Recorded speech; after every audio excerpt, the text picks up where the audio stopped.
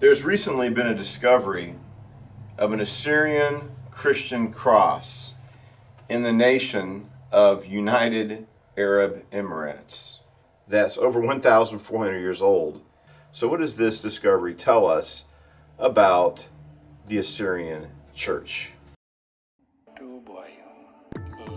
Jesus was an Aramaic-speaking Jew of the Middle East, and the Assyrians are Aramaic-speaking Christians in the Middle East who have endured persecution for over 1,000 years. Join Voice of the Word Aramaic Bible teacher, artist, and author Stephen Missick as he examines the Bible through the ancient languages, peoples, lands, cultures, and times in which it was first revealed. Research the Scriptures, rescue persecuted Christians, and restore the Church to its Semitic roots. And now, Voice of the Word. In a recent archaeological excavation in United Arab Emirates, outside of Dubai, this archaeologist found a plaque, piece of plaster, a flat piece of plaster, and it was broken into pieces.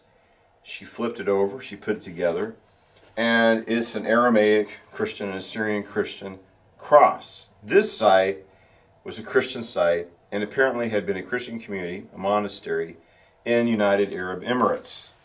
So this is a region that people imagine is Arabic and Islamic, and it always been so. Of course, Islam began supposedly around the year 632 or 622. Muhammad died in 632, they say, even though he was seen later. That's contested. Did Muhammad exist or not, the historical basis? But for our purposes now in this talk, we'll talk about Muhammad and his existence later. The reality is that for hundreds of years before the advent of Islam in this region, in the Persian Gulf, we had Assyrian Christian communities that were thriving. What happened to these communities? Now, I mentioned Muhammad. Did he exist? When was he born? When did he die? When did he start Islam? There is no contemporary evidence that Muhammad, the so-called prophet of Islam, ever existed. Now, if you're interested in this subject, I'd recommend watching Islam, the Untold Story by Tom Holland. But recently, Dr. J. Smith debated with Raymond Ibrahim about the subject.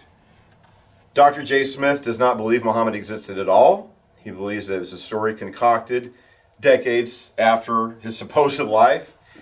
And Raymond Ibrahim, he's a Coptic Christian, Coptic American, native speaker of Arabic. He grew up in the United States, bilingual, speaking Arabic at home. And he's a scholar of history and Islam and the interaction between Islam and Christianity. And I recommend his book, Crucified Again. He's written a lot of other important books. It is important for us to have books dealing with the subject of jihad. And he wrote Sword and Scimitar. And then we also have Robert Spencer, who has written a story, the history of jihad as well. And he's the one that has the website called Jihad Watch. But history is being falsified, and I've seen it for decades. In 1991, I went to Egypt for the first time to visit the Coptic Christians of Egypt. And I've been to Egypt several times since then. And when you do research or try to find information about it, publications like National Geographic, among any others, they tell the story. This is very interesting how he deals with it in this book. And let's read how he describes it. This book has an introduction written by Raymond Ibrahim. This is A Sword Over the Nile, A Brief History of the Copts Under Islamic Rule by Adel Gundri, or Gidri. So it says here, the official hagiographic and dominant narrative of Egypt's history in the past 14th century roughly goes like this. Christians in Egypt's 6th and 7th centuries were persecuted by their fellow Christians and occupiers, the Byzantines. In 640, the light of Islam shone on Egypt, as it did in the rest of the region. The Arabs liberated the Copts from their Byzantine oppressors, allowing them to worship as they wish. Shortly after, most Copts freely converted to the superior religion of Islam, and Egypt became a Muslim country. Ever since The minority of Copts who continued to freely practice their faith, along with their fellow Muslims, lived happily together. Of course, there were some bad episodes, but Muslim and Copts suffered alike under oppressive leaders. Now, this is not true. In fact, as I mentioned in a previous program, the Muslims were so oppressive in their rule over Egypt that there were Coptic revolts. There's an uprising against the tyranny of the Arab Muslims over the Coptic population, which for a long time were the majority, until there were several uprisings that were put down. And there are several persecutions. In my doctoral thesis, I went through the history. Roughly every 50 to 100 years, you have horrific persecution of Christians, which is ongoing. For instance, about 100 years ago, you had the so-called Armenian genocide. The Ottoman Turks were killing off the Assyrians, the Armenians, and Greek Christians.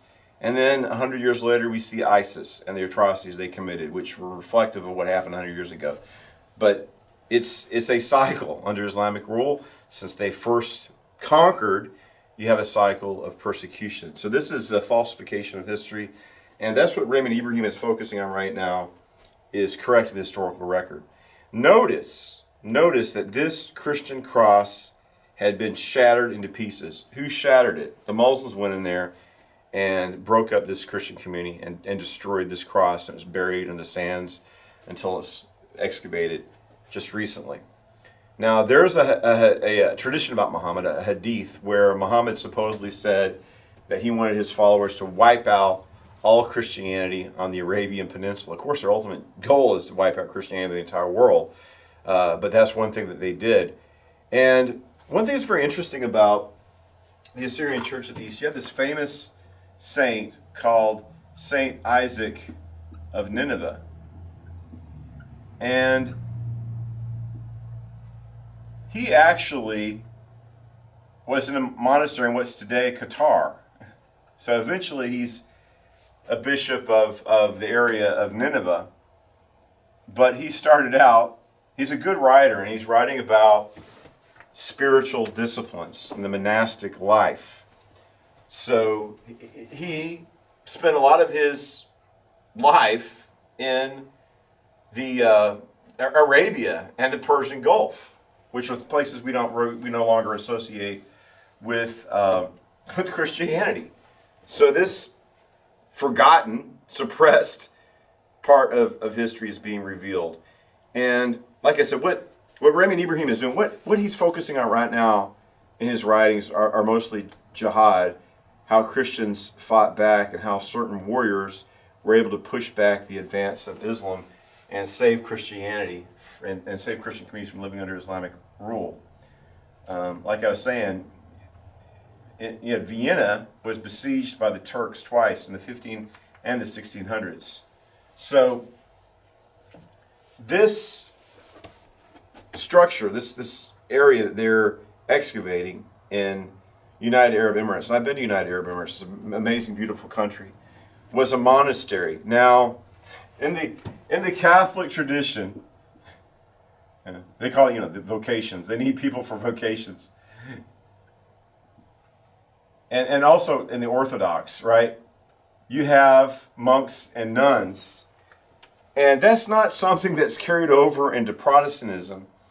But Protestants owe a huge debt to the monks and the monasteries. And why would you say that? Well, because a lot of the scribes were working, these were monks that preserved the scriptures for us, right? It's like evangelicals and Protestants, we're Bible, and that's good, I'm Bible-centered, but it's like, how did we get the Bible? And it's people who dedicated themselves to monastic lives, monks that preserve the Bible for us, and we should acknowledge that and honor them for it. And something else that's very interesting that we should bear in mind is actually Martin Luther was a monk. Nowadays, a lot of people look at, with, especially Protestants, they look at monks and monasteries with disdain. It's like, well, who is Martin Luther? He was a monk. Where did he get his education and learn the scriptures? In a monastery. So we have what's called the Desert Fathers and Mothers. And what I want to mention in this, I think is very important, is people don't realize this, but the monastic tradition goes back. There's precedence for it in the Old Testament itself. You have Elijah the prophet and Elisha. It talks about it. The schools of the prophets, the sons of the prophets. This was some kind of a monastic community founded by the prophet Elijah and the prophet Elisha. That's just the indication from the scriptures. And you have people like Jeremiah, who's like, I'm not going to get married, I'm going to take a vow of celibacy. Apparently, John the Baptist had some kind of a community. The Essenes, the Dead Sea Scroll community. So it's kind of funny, the Jewish people today, it's like, oh, you look at Christianity, they have their monks and their monasteries. They want to live outside of, these Jewish people, we embrace the family life. We embrace this world. We're not living in the hereafter. We're not abandoning the world for monasteries. This is what some Jewish people who criticize Christianity say. But it's like, well, that might be Judaism today, but at Judaism at the time of Jesus, we have the Qumran community, which is a monastic community. They had Jewish monks and monasteries before John the Baptist and Jesus came and revealed themselves to the world. So it has an Old Testament precedent. It has a pre-John the Baptist precedent. And once again, what was this Dead Sea Scroll community doing? They were copying Bibles. They're not even Christians, it's pre-Christian. And then they coexisted with Christians, of course. It's contemporaries. But that's something that these people have dedicated themselves. What a lot of people say, well, you also have Tatian the Assyrian, right?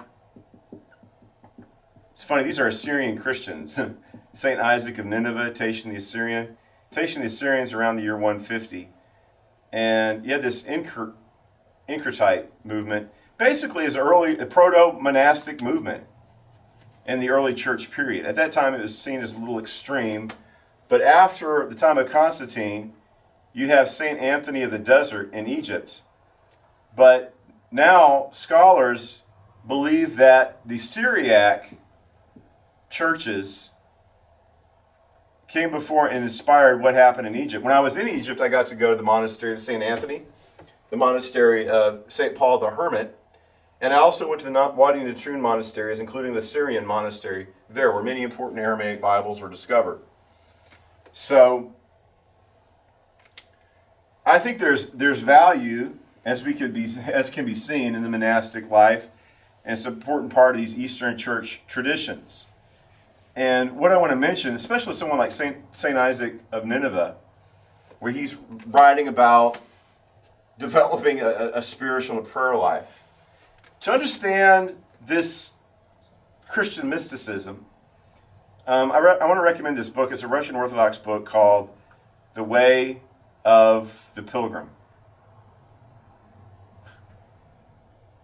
And there's another book, a follow-up to it. It's not as good in my opinion. It's called The Pilgrim Continues His Way.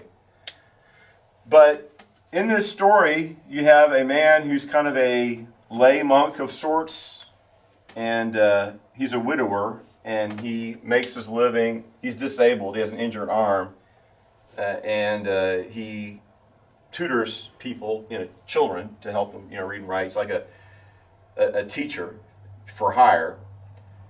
But he goes to Mass, and he hears the homily. They read from Thessalonians, say, pray without ceasing. Paul says, pray without ceasing.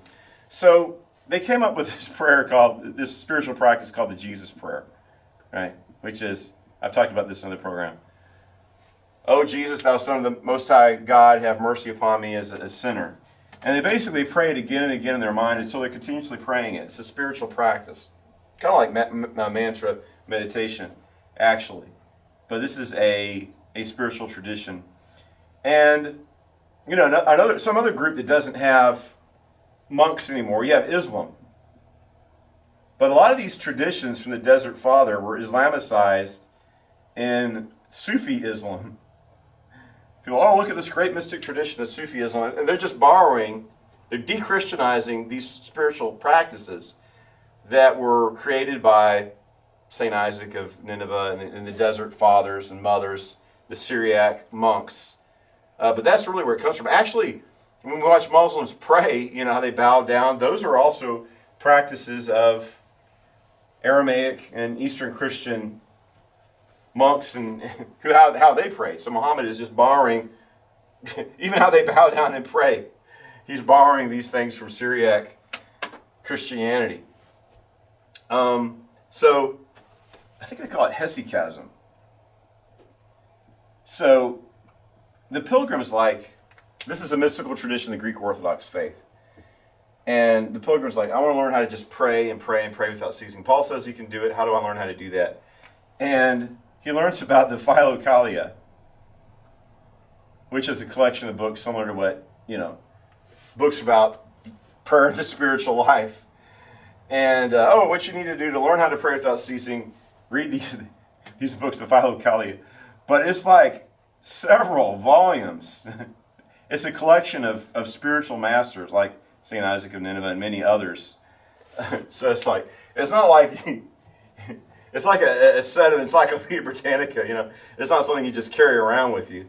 But this book is advocating for learning the spiritual life. And every Christian should pray. Jesus taught his disciples how to pray, and we should learn to develop a deep spiritual life. And I think there are things to be learned from the Desert Fathers. And they had these monasteries in what's today United Arab Emirates. So when you look at that panel with the cross on it that this archaeologist discovered, and she's looking at it, and it was deliberately, these Muslim fanatics went in there and destroyed it. They took that cross and they smashed it into pieces. And now archaeologists discovered it and put it back together. And this is a testimony, right? Jesus said, if I be lifted up on the cross, I will draw all men unto me. We need to lift up the cross of Jesus. Lift it up high so everybody can see it. And obviously these Muslims they feel threatened by the cross. They want to smash it because what it represents.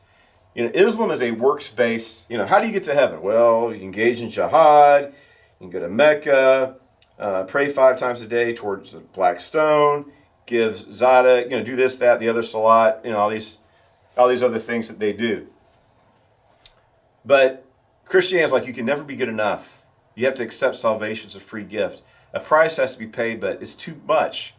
But God in his love, he's going to take it for you. The Son of God is going to take that. He's going to pay the price. And salvation is going to be given as a free gift. That's the gospel. That's the good news. And people want to challenge that, have to take the cross down because of the power of the cross. In conclusion, I want to mention very quickly that recently I went to, I gave a speech on Assyrian Martyrs' Day. That's August the 6th. And I heard this...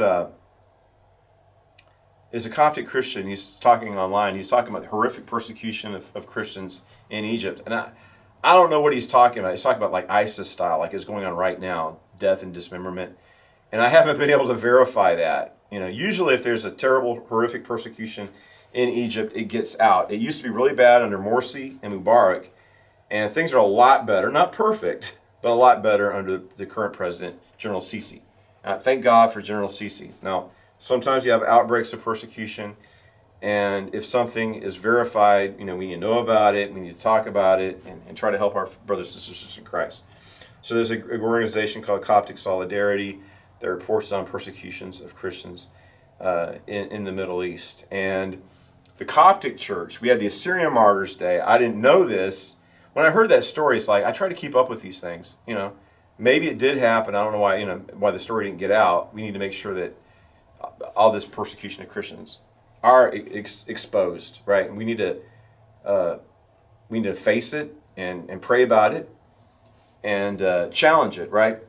But while I was doing this research, trying to find out what's going on with persecution of Christians, I have friends over there right now. Sometimes I get very concerned.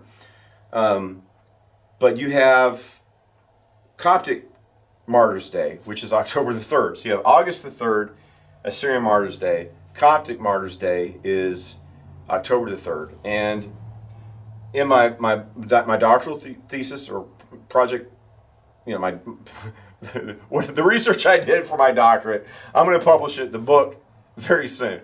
And I have a timeline of the persecution of Assyrian Christians, the persecution of Coptic Christians. So these things happen. And anyway, about Turlock, there's I'm kind of concerned about the Assyrian church right now and the direction that it's going. Right, you have a big split in the Assyrian church where you have the Assyrian church of the east and you have the ancient church of the east, and they're trying to bring them into full communion reunite the church.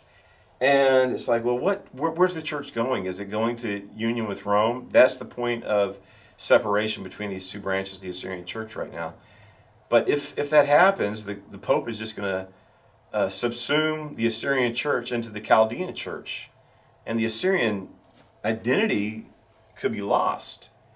And when I was in Turlock, I want to talk about this. I'm evangelical Christian, Protestant, and there are several Assyrian evangelical churches. And an Assyrian friend of mine was like, look at this. We need to be united in our Christian identity, and all these different sects and denominations are splitting the Assyrian church apart. We should be united in one.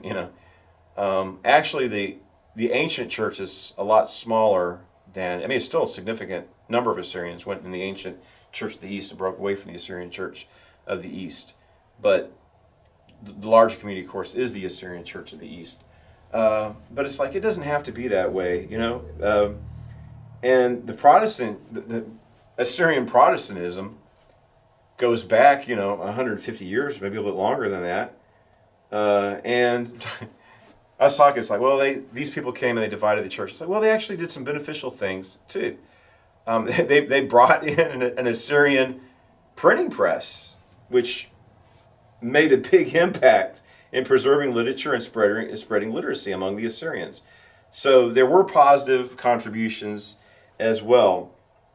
So I went to an Assyrian, I had often gone to the Assyrian conventions. Hopefully I will go again. And I met Steve Netness, and he wrote a book called Potential. He's an Assyrian Protestant evangelical from Turlock. Last I heard, he's back in the Turlock area. And that county, with the greater Ceres, Turlock, Modesto area, apparently there's 60,000 Assyrians there. So he wrote this book called Potential, The Assyrian Quest for Identity. This is by Steve Netness. And you can buy that online. I'm going to get another copy of it and read it, because this is an important Christian witness, and it's an important expression of Christianity. Like when I look at these two churches, the Syriac church and the Coptic church, I've been interested in the history of both churches. I find them very fascinating. But I'm more interested in the Assyrian church, and part of it is because of the use of the Aramaic language of Jesus. And of course, there's other things as well. But both the Assyrian church of the east and the Coptic church were missionary minded. The Assyrian church of the east took the gospel to India, Mongolia, China, and we could see all around all these churches thriving and flourishing before the rise of Islam throughout the Persian Gulf. Then you have the Coptic Orthodox Church, and they also took the gospel down from Egypt to Sudan, down to Ethiopia, and what's today Eritrea. And there were many Coptic churches in the Sudan, and unfortunately, those were wiped out, just totally wiped out by, it's sad. We have ruins of churches, probably a lot of literature has been lost, some has been preserved. But it's very interesting. It's like Nubian Christianity in Sudan was probably as rich and as significant as the Ethiopian Orthodox Church, but it's totally eradicated by the Islamic jihadists, the Mujahideen, wiped those people out. They were demanding thousands of slaves every year, and the Christians, they couldn't or refused to give them the slaves, so they just went in there and they just wiped out the churches and killed Christianity off in the Sudan, destroyed Nubian Christianity. But this is part of the Christian expression. And, the Coptic community in Egypt and Ethiopia and Eritrea is very vibrant. But the Assyrians, I guess you could say they're vibrant too, but they face more unique challenges to their survival. Egypt is 10% Christian. There's millions of Christians in Cairo alone. And, over 40% of the population of Ethiopia and Eritrea are Orthodox Christian, even a majority. in those countries. So their future is secured. But the Assyrian people, they're a minority in their homeland now, and they're dispersed around the world as a small minority, which faces the threat of extinction. But it doesn't have to be that way. So, honestly, I want to go. I've been thinking about why don't I go back to Turlock and maybe on a Saturday have like an Assyrian Christian convention, and not just maybe doesn't have to be fancy, just something simple. Give a couple of lectures and meet and talk, because maybe Protestants have an important role to play as much as the Assyrian Church of the East does, and the ancient church, in the preservation of this important ancient Christian witness that goes back to the apostles. And one of the things I think about, like I said, you got evangelical and Protestantism. There's a lot of things that Protestants are core elements that make up what Protestant or evangelicalism is. Like, evangelical means to evangelize and spread the gospel. Well, the Church of the East, in that sense at least, was evangelical in the past. Study the Bible. We have great Syriac theologians.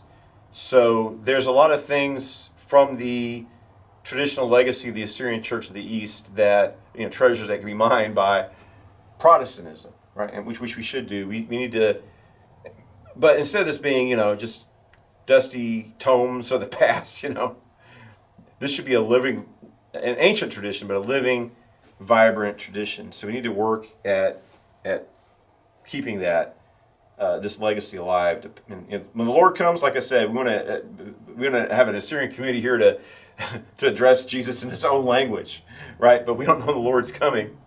Could be soon. It could be decades or centuries from now, right? So we have to take this Assyrian legacy and pass it down to posterity, right? To our children and their children, to keep this as a living legacy for the future, to point people to Christ and to a better life. So thank you. God bless you, and I hope you join us for next program. Research, rescue, and restore.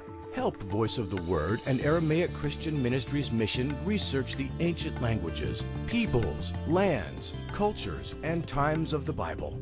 Rescue persecuted Assyrian Christians in the Middle East and restore Christianity to its original Semitic roots.